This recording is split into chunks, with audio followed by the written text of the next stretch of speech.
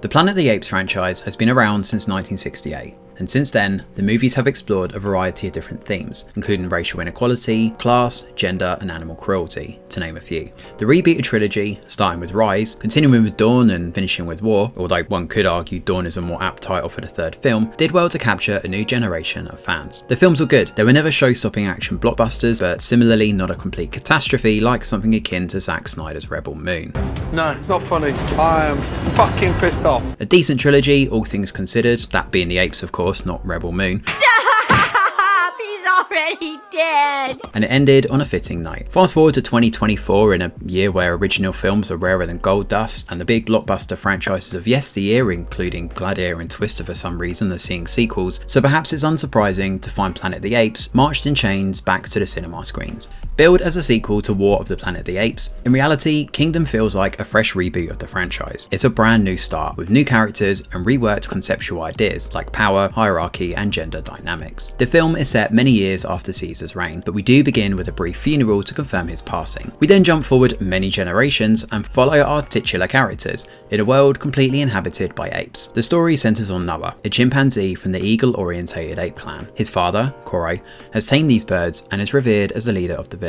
Alongside Noah are his two friends, Anaya and Suna. As Noah prepares for a coming-of-age ceremony, collecting eagle eggs from dizzying heights out in the wilderness, his journey brings him into dangerous territory and encountering a horrific new foe. Apes sporting masks and parading Caesar's ideology, Noah finds himself confronting his toughest test yet, and it will challenge everything he thought he knew about the world, with some big surprises thrown in for good measure. To give much more away about the story would be a disservice to this one, but suffice to say, the movie does well to keep things interesting throughout. However, it is overlong and the middle portion sags under the weight of heavy exposition from different characters, and to be honest, it's not really needed. The other issue with Kingdom, and it's a big one, stems from an age-old trope that's become tired and overused now, the girl who's the key to everything. While Kingdom doesn't quite go full on with having its female human protagonist being the solution to the big conflict, there are enough echoes of the formula to see it coming a mile off. You're boring everybody! Quit boring everyone! It's your classic switch and bait. Noah may be the main character, but May is the far more important player here and overshadows the protagonist,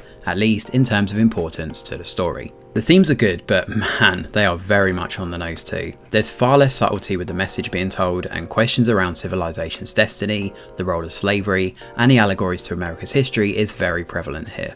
Wait, there's a colony liberated by its enslaved people rising up to tackle the oppressive slave owner, using eagles to attack the main bad guy? To top it all off though, there's also a sequel bait ending too. Oh no!